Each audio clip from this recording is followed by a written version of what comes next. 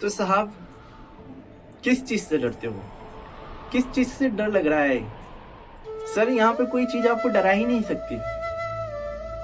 आप डर रहे हो क्योंकि आप अकेले हो, और अकेले रहना भी है। यहाँ कोई साथ देने वाला नहीं है। अकेले आए हो, अकेले जाना है। तो सर, एक ही सूत्र में आपको बताता हूं इस डर को काबू करने का और इस डर पर अपनी जीत पाने का।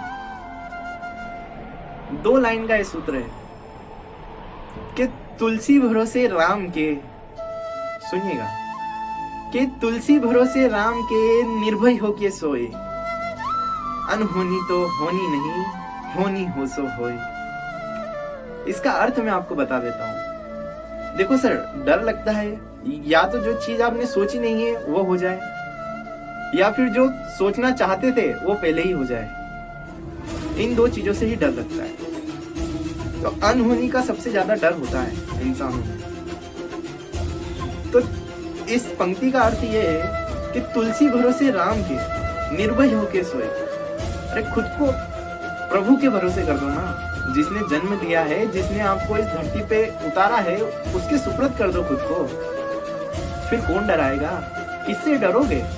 अरे तुम्हारे पास वो शक्ति है ना यार। प्रभु के सहारे हो जाओ, प्रभु को सुपुर्द कर दो खुद को।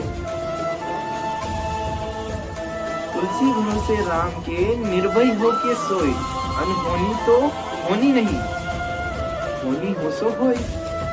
जो अनहोनी है वो तो होनी नहीं है। अनहोनी में ही छुपा हुआ है ये अर्थ। अनहोनी जो हो ही नहीं सकता उसी को अनहोनी बोलते हैं, और हम उसी अनहोनी से ही डरते हैं। जो डर का मूल है वो अनहोनी है। तो जब अनहोनी होनी ही नहीं है तो फिर डर किस बात का? और जो होनी है वो तो होगी सही, उसको आप भी नहीं रोक सकते, मैं भी नहीं रोक सकता। तो जो होनी है वो हो ही रहेगी। तो इस सूत्र को अगर आपने अपने जीवन में उतार लिया तो आपका डर समाप्त हो जाएगा, और प्रभु के सहारे खुद को छोड़ दो। फिर देखो इस जीवन का आनंद। जहां जाओगे, जहां रहोगे, वहां आनंद ही आनंद मिलेगा।